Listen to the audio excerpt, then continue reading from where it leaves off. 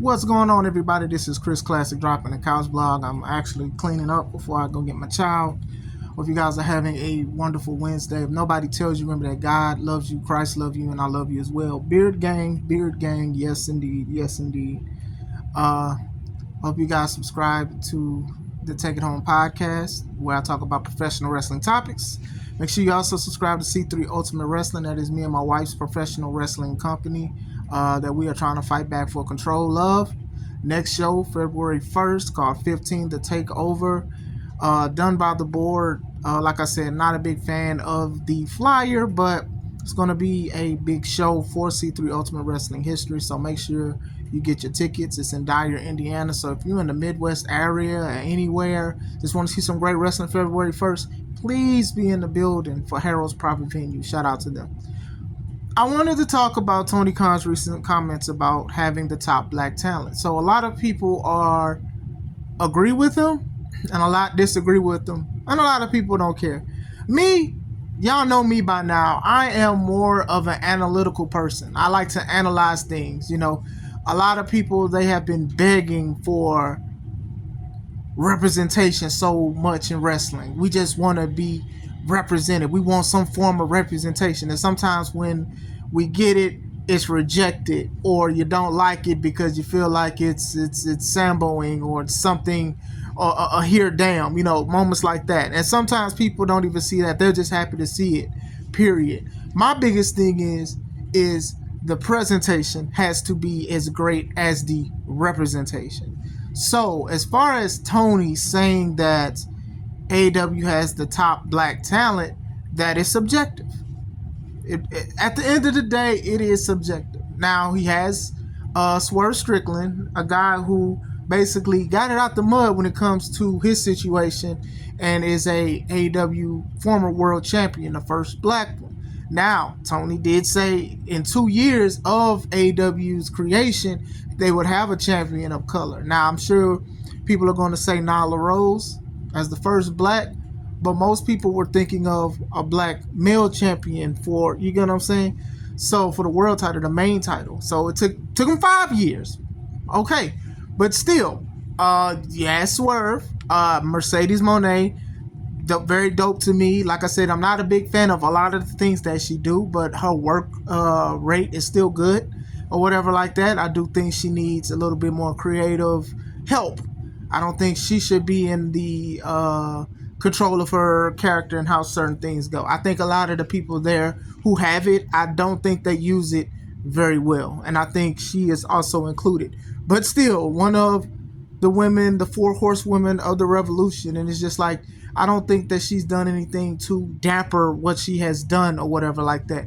We may not agree with some of the things that she has done, but to sit here and be like, okay, well, she's the worst out of the four, I strongly disagree.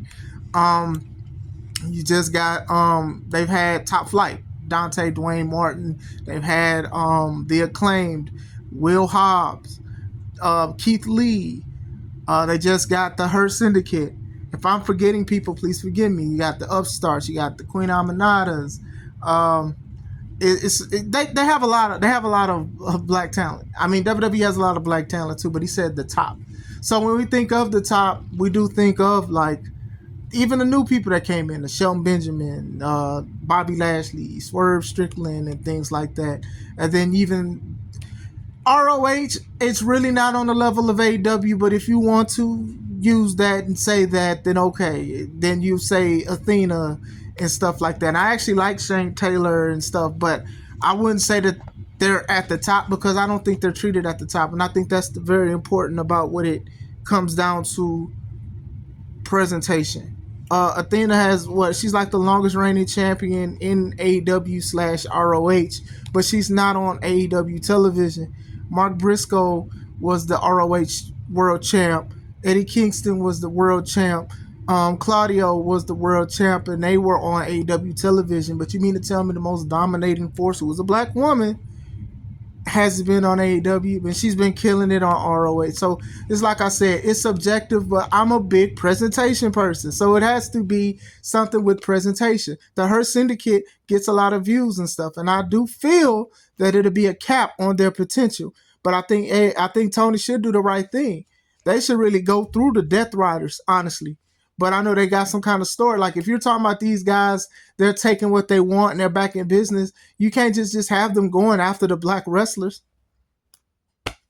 They should be at the top. Like everybody wanted them to be treated in the Hurt Business. And I know Tony's comments is more towards Triple H because, well, some people are going to take it. I don't want to put that burden on him. They're going to take it as a shot to Triple H because a lot of people have been upset with Triple H's booking on black talent, black male talent at that.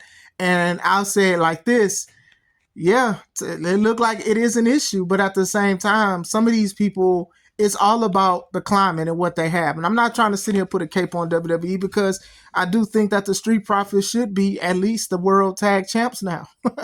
If you're going to keep them together, because a lot of people have been praying, like Drew was praying for Punk's downfall, they have been praying for Montez to be a solo star. But with the climate of who the champions are and stuff, they don't want to really give him a singles push at the time, unfortunately.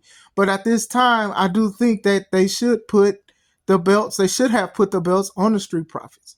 Bobby and MVP have talked about certain things of how they liked how Vince did things. They don't like how Triple H run things because, Triple H used to share a locker room with these guys. So it's probably something personal that we don't know, or maybe not. Maybe he just don't like these people or whatever like that. But yeah, everybody has a right to feel how they want to when it comes to the situation. I scratch my head at both companies when it comes to that. Now, if I'm going to sit here and tell you, I just wait and be like, hopefully they push a black person. No, I'm not like that. But the thing is, when people are asking you questions, talking about Paul, when they ask you questions about it, and then you turn around and say, I don't see color and I see talent. And then people are talking about Montez as being the most talented wrestlers on your roster, or one of the most popular ones, because they love him. They love him, what he does with his wife. They love the black love, they love that. And then, he's not getting certain things, and, maybe they are doing something with them and stuff. You have New Day as well. And, I'm interested in what they're doing, but man, it took them a while to even get this kind of stuff going on. So I get it. But even with AEW, I've had my gripes as well when it comes to presentation. Swerve had a decent championship run, but he should have beaten Moxley, should have beaten MJF. He should have beaten former champions. Like, to me, to make sure your championship reign is legit, you beat guys who are former champions. Now, MJF was hurt, but then he came back, but he wound up feuding with Will Ospreay. Moxley was the New Japan champ, and he wound up opening the flagship show of AEW Dynamite over the actual champion. And I'm like, I'll never forget him for that. I'll never forget him for that because Dynamite is the flagship show. He has the flagship championship, Swerve. Why isn't Swerve opening the show as the new champ? Why is Moxley doing it with another company's championship? Look, and I understand John has treated the company very well, and a lot of people say he's the heart and soul of the company, but the aesthetic is not aesthetically pleasing, especially when you said you was going to have a black champ in 2 years, and it took 5.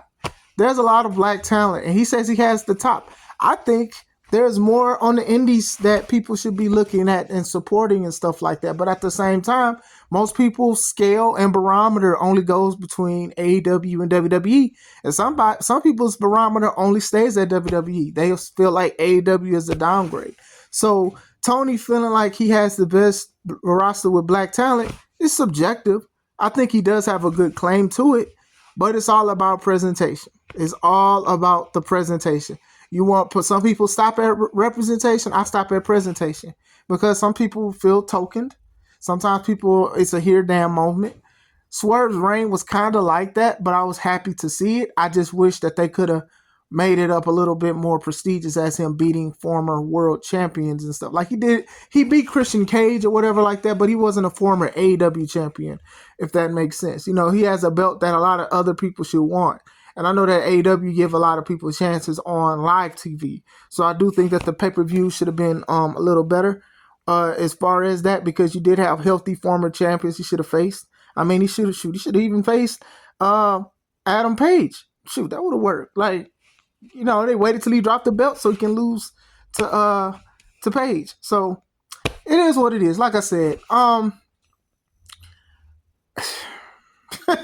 it's like an issue that a lot of people get upset about. And it's like, I don't really get upset, but I like to analyze. And I know a lot of people will be like, yep, you know what? The Hurt Syndicate, they there. So they like some of the top black wrestlers and they former champions and they legends in their own right. So he got a claim. And then some people was like, hey man, AEW ain't got a good clean track record of how they treat black wrestlers and how they push them and stuff.